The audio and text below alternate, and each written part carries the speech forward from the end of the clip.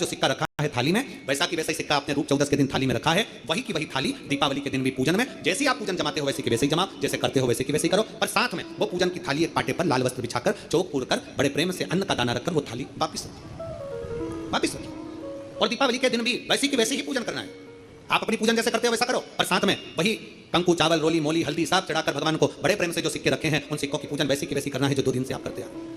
बस इतना याद रखें कि दीपावली के दिन जो आप लक्ष्मी का पूजन करें उसमें लक्ष्मी जी के सीधे हाथ की ओर घी का अखंड दीप लंबी बत्ती का, और लक्ष्मी जी के उल्टे हाथ की तरफ तेल का लंबी बाती का अखंड दीप जलाना। अखंड दीप माता लक्ष्मी का जलाना। लक्ष्मी जी के उल्टे हाथ पर काय का दिया आएगा, जम के बोलो, तेल का लंबी बाती का, और सीधे हाथ पर काय का आएगा, घी का दिया। दोनों दीप अखंड जलाना है, जो रात्रि को जलें सुबह तक वो जलते रहें, ऐसा दीप पर ध्यान देना है। और माता लक्ष्मी की पूजन कर कर जो सिक्के आपने रखे हैं उस पर 5 या 7 कमलगट्टे, हल्दी की गठान, अमरबेल के टुकड़े, पर इस पूजन में आपको हरी मूंग, खड़ी जो मूंग आती है हरी, उसको भी थोड़ा सा समर्पित करना है, और खड़ा धना और गुड़ की थोड़ी सी डली ये भी समर्पित करना है। जो कमल का पुष्प हो, जो पुष्प आपके पास में हो लाल कलर का, वो माता लक्ष्मी को समर्पित करना है। चावल सफेद नहीं पीले कलर का भगवान माता लक्ष्मी को समर्पित करना है। हल्दी और कुंकु माता लक्ष्मी को समर्पित करना है, और मां को भोग लगाकर बड़े प्रेम से माता की आरती कर कर झोली पसार कर प्रणाम करना। प्रणाम कर कर जब आप पूजन पूर्ण हो जाए बड़े प्रेम से आनंद से आप लोग भोजन आदि सब करने के बाद में रात्रि का जो समय रहे दीपावली की रात्रि का 11 बजे के बाद 11:30 से लेकर 12:30 के बीच में प्रयास करना कि किसी भी एक वृक्ष के नीचे, या तो पीपल या बेलपत्र या आंवला, किसी भी एक वृक्ष के नीचे रात्रि के समय पर जाकर एक दीप अवश्य लगाना घी का, और वापस लौट कर आकर प्रयास करना कि कोई एक सिक्का, कोई भी 1 रुपया 2 रुपया कोई भी घर में चारों तरफ घुमाने के बाद वो सिक्का अपनी अलमारी में, तिजोरी में या दुकान में जिसमें आप रख सकते हो उसको रखना। फिर अगले वर्ष आपसे बात करेंगे कि वो तिजोरी खाली तो नहीं हुई, बाबा ने भंडार भरकर रखा कि नहीं, उसने भरा कि ना भरा।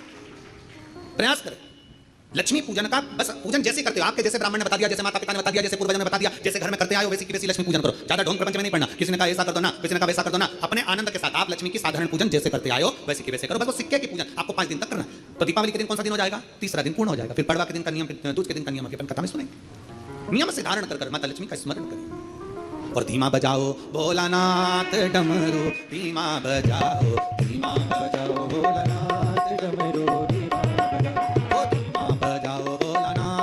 गोवर्धन पूजन तक 5वां दिन तक यम द्वितीया का आए, दूज का दिन रहे, उस दूज के दिन फिर वही जैसी की जैसी पूजन करते आए हो, जल का कोई स्थान, जल का छीटा, चंदन रोली मोली हल्दी और घी के 2 दीप जो लगाए हैं, दोनों दीप वहीं पर सीधे हाथ उल्टे हाथ पर, और कोई कमल गट्टा नहीं चढ़ेगा, कोई हल्दी की गठान नहीं, कोई अमरबेल का टुकड़ा नहीं, जो चढ़ा हुआ है उसी का स्पर्श कर वापिस चढ़ा देना है, वही की वही भोग लगा देना है। जो सिक्के तुमने रखे हैं उस सिक्के को हाथ में उठाना है, 1 हल्दी की गठान, 1 कमल गट्टा, 1 अमरबेल का टुकड़ा, लाल वस्त्र में उसको बांध कर दिया साथ में लेकर, 1 दीप वहीं लगा रहेगा, 1 दीप साथ में लेकर जिस अलमारी में तिजोरी में आप रखने के लिए जाएं उसी अलमारी तिजोरी के साइड में दीप को थोड़ी देर के लिए रखें। अपनी लाकर अलमारी खोलकर वो सिक्का जो पूजन करी है तुमने विराम के दिन की, 5वें दिन की, यम द्वितीया के दिन की, माता लक्ष्मी से प्रार्थना कर कुबेरेश्वर बाबा का नाम लेकर उसको अलमारी में तिजोरी में रख दो। जो दिया लगाया है उससे वही उसकी आरती उतार कर वापिस उस दिए को अपने रसोई घर में ले जाकर रख दीजिए, और दूसरा जो दिया भगवान के पास लगा हुआ है उसको लगे देना। कोई दिया अखंड नहीं है, 2 5 मिनट 10 मिनट जितनी देर वो जले उतनी देर जले। माता को प्रणाम करो, कुल देवता को प्रणाम करो, अपने घर के पूर्वजों को नमन कर झोली पसार कर प्रणाम कर कहना, बाबा हमने 5 दिन की, हे कुबेरेश्वर बाबा हमने 5 दिन की कुबेर लक्ष्मी पूजन करी है, ऐसा भंडार भरना बाबा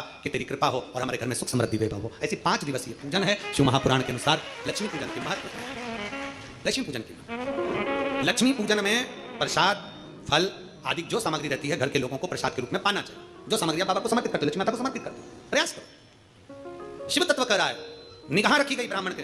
अब हुआ क्या, भगवान शंकर के मंदिर में भोग लगा था, प्रणाम कर चले जाता और प्रसाद लेकर जाना था। आज क्या देखा उसने कि रोज भगवान के मंदिर में मैं आंख बंद करके बैठता हूं, भगवान शंकर के मंदिर में जब आंख बंद करके बैठता हूं कोई मेरा टिक्कट और भुर्ता चुरा के ले जाता है।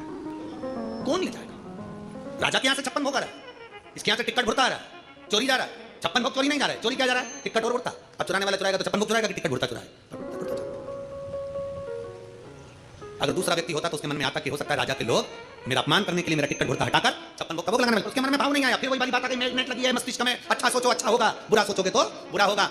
कोई भी बीमारी शरीर में लग जाए, कभी बड़ी बीमारी का मत सोचो, ये सोचो कि हाँ आ गई बीमारी चली जाएगी। दुख आता है जाता है, धूप आती है चली जाती है, सब चलता है। जब गर्मी आती है वो भी जाती है, ठंड आती है वो भी जाती है, बारिश आती है वो भी जाती है, सब चलता रहता है। तो ये तो जीवन है, तो दुख आया तो जाएगा, बीमारी आई तो वो भी जाएगी। क्या सोचना उसके लिए, मैग्नेट लगी, अच्छा सोचोगे अच्छा होगा। उसने सोचा, ये नहीं सोचा कि कहाँ गया, उसको समझ में नहीं आया कोई मेरा भुर्ता और टिक्कट मेरा भोजन चुरा कर ले जाता है। अब उसने सोचा 3 दिन 4 दिन 5 दिन निकल गए, आज मैं जरा देखूंगा। उसने शाम के समय भगवान को भोग लगाने गया और मंदिर के पीछे छुप गया। विष्णुदास मंदिर के पीछे छुपा और मंदिर के पीछे छुपकर क्या देख रहा था, एक चंडाल आया, पत्तल उठाई लेकर चल दिया। इसने सोचा मेरा भगवान का भोग चंडाल चुरा कर ले जा रहा। पीछे पीछे विष्णुदास जाने लगा। जाते जाते विष्णुदास ने क्या देखा, उस चंडाल को ले जाते देखा, और ले जाते हुए जो देखा, देखते ही चंडाल आगे चलते चलते पत्थर से टकरा गया और नीचे गिर गया। नीचे गिरा, गिरकर उसको होश नहीं आया। विष्णुदास की आंखों में जल भर गया। बेचारा भूखा था, भोजन तो किया है, मैंने नहीं करा तो इसने तो करा है। विष्णुदास गया शंकर के मंदिर में, जल का पात्र उठाकर लाया, जल छीटा। हे पथिक, हे यात्री, उठो, तुम पूरा टिक्कड़ खा लो, पूरा भुर्ता खा लो, पर जीवित तो हो जाओ, उठो। जल छीटा, जो जल छीटा, जल छीटते से उसने क्या दर्शन करा कि मेरे नारायण हरि और हर, मेरे शंकर और विष्णु एक रूप में जमीन पर आनंद से विश्राम कर रहे हैं, आराम से। हरि और हर विश्राम कर रहे हैं, भूमि पर लेटे हुए हैं, सो रहे हैं। जल का छीटा देखकर उठाया, उठो उठो उठो। देखकर विष्णुदास ने हाथ जोड़ लिया। मैं तो समझा था आप चंडाल हैं और आप तो शिव और हरि हैं, समझ नहीं पाया। राजा ने अपने दूतों को भेजा था, जरा पता करो कि आखिर ये इतना खुश क्यों हो रहा है। मालूम पड़ा कि इसको शंकर और हरि का दर्शन साक्षात हो गया। राजा ने कहा मैं मान नहीं सकता, मैं मान नहीं सकता। अगर विष्णुदास की सामर्थ्यता है, मैं भी टिक्कड़ और भुर्ता बनवाता हूं और भगवान भोग लगा करवाने, तो मैं जानू। चोल राजा ने आज इतने बड़े महल में जहां 56 भोग बनते थे वहां टिक्कड़ बना है, भुर्ता बना। घर पर जाकर भले 56 भोग खाओ चलेगा, और कुबेरेश्वर बाबा की धरा पर आओ तो जो प्रसाद मिल जाए, जो मिल जाए। सुबह 10 बजे से 3 बजे तक तो लगभग रोटी सब्जी सभी चीजें यहाँ बनती हैं। शाम को तो खिचड़ी प्रसाद ही बाबा का बनता है, शाम को तो बाबा का खिचड़ी प्रसाद ही बनता है। जो भाव से मिले उसको पाओ दिल से। 56 भोग तुम्हारे घर में होगा, होटल का भोजन का स्वाद अलग होगा, पर बाबा के धाम का रोटी सब्जी भले सादी बनी हो, सादा भोजन हो, और कुछ बना होगा मिक्सचर, हाँ मीठा कुछ बना होगा, जो भी यहाँ बनता है वो प्रसाद तुमने पाया, सुख का, उसका आनंद पाओ। आज राजा के महल में टिक्कड़ और भुर्ता बना। पूरे नगर में सूचना हो गई, राजा के नगर में, राजा के महल में तो 56 भोग बनते हैं, भुर्ता और टिक्कड़ बना। और टिक्कड़ भुर्ता बनकर राजा ने शंकर के मंदिर में और नारायण के मंदिर में रख दिया। अगर विष्णुदास सत्य में तेरी भक्ति प्रबल है और मेरे भजन में बल है, तो दोनों में से जो भगवान को भोग लगाते तुम मान जाओ। विष्णुदास ने हवन करवाया, यज्ञ करवाया, अनुष्ठान करवाया, सब कुछ करा, पर भगवान प्रकट नहीं हुए। आखिरी में विष्णुदास से कहा तू भोग लगा। विष्णुदास ने कहा प्रभु आज मेरे घर का टिक्कड़ नहीं है, आज राजा के घर से आया। अब जरा विचार करना प्रभु, जिसके घर में रोज रसमलाई बनती हो उसके घर में टिक्कड़ कितनी मुश्किल से बना होगा। इसलिए प्रभु राजा के घर के टिक्कड़ को खाने जरूर आओ, मेरे घर का भले एक दिन भूल जाना, पर आज राजा के घर का जरूर पाना। नारायण और शिव ने अपने अपने सामने पत्तल को उठाकर टिक्कड़ खाना प्रारंभ करा। राजा देखकर थकित रह गया, राजा देखकर थकित रह गया। हृदय से भाव से दिल से भगवान को दिया जाए, भगवान को स्वीकार करता है। कहते ना कभी फुर्सत हो तो डमरू निर्धन के घर भी आ जाना, जो रूखा सूखा दिया हमें उसका ही भोग लगा जाना। कभी फुर्सत हो तो डमरू निर्धन के घर भी आ जाना, जो रूखा सूखा दिया हमें उसका भी भोग लगा जाना। कभी फुर्सत हो, भगवान प्रकट होकर पाए। राजा ने चरण पकड़ लिए विष्णुदास के। राजा क्या पकड़ता, भगवान नंदी लेकर गरुड़ लेकर पधारे। विष्णुदास को अपना बनाकर भगवान उसको लेकर चले गए और भगवान नारायण ने अपने दरवाजे का उसको द्वारपाल बना दिया। भगवान 56 भोग से नहीं, भगवान हीरा पन्ना से नहीं, भगवान रतन माणिक मोती सोना चांदी से नहीं, मेरा शंभू दिल से रीझता है, दिल से। दीपावली महापर्व कुबेरेश्वर बाबा की पवित्र धरा पर से 3 दिवसीय जो आप हम शिव चर्चा श्रवण कर रहे हैं, आज उसका विराम दिवस है। 5 दिवसीय दीपावली महापर्व को मनाओ। धनतेरस, रूप चौदस, दीपावली, पड़वा और दूज, ये 5 दिन बड़े प्रेम से सेवा करो। माता लक्ष्मी की आराधना कुबेर बाबा का नाम लेकर करिए।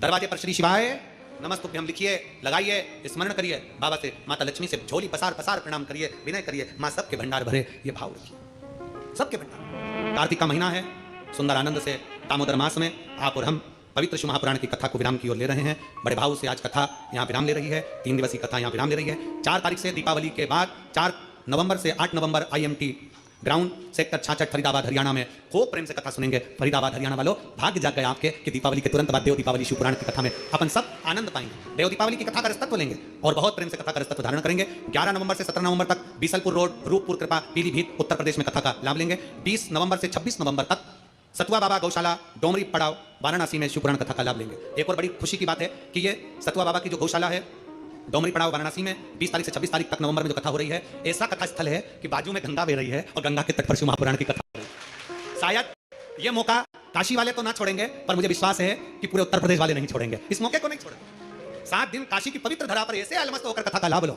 और काशी वासियों से निवेदन है, इतने शिव भक्तों के लिए आपने काशी विश्वनाथ में आने वालों के लिए खूब सेवा करी होगी, पर काशी वालों से निवेदन है जो शिव महापुराण के भक्त आ रहे हैं, एक बार उनके लिए भी अपने अपने खजाने खोलो, भंडारे खोलो, खूब खिलाओ, खूब जल पिलाओ, खूब आनंद से इनकी सेवा करो। ये मौका बार बार काशी में नहीं मिलेगा। बड़े प्रेम से 20 नवंबर से 26 नवंबर 7 दिन गंगा के तट पर, बिल्कुल बाजू में गंगा और शिव पुराण की कथा, खूब प्रेम से सामने काशी विश्वनाथ का दर्शन हो रहा होगा, उनके शिखर का, बाजू में गंगा भी रही होगी और बड़े प्रेम से सामने कथा हो रही होगी। ऐसी पवित्र आनंद में कथा का लाभ लेंगे बड़े भाव से। जो जजमान बन रहे हैं ऐसी पवित्र गंगा के तट पर, काशी विश्वनाथ की भूमि पर जो जजमान बन रहे हैं, उनको बहुत बहुत धन्यवाद, बहुत बहुत साधुवाद। सभी को आनंद देते हुए आज की कथा को विराम लेते हैं। आरती का क्रम प्रारंभ होता है। हर हर, सबको दीपावली की बधाई हो, बधाई हो, बधाई हो। जय शिवा बोले भजे शिवे ओंकारा, ब्रह्मा विष्णु सदा शिव, बोले बोले हरे महाशिव, हरे हरे दारा, ओम हरे हरे हरे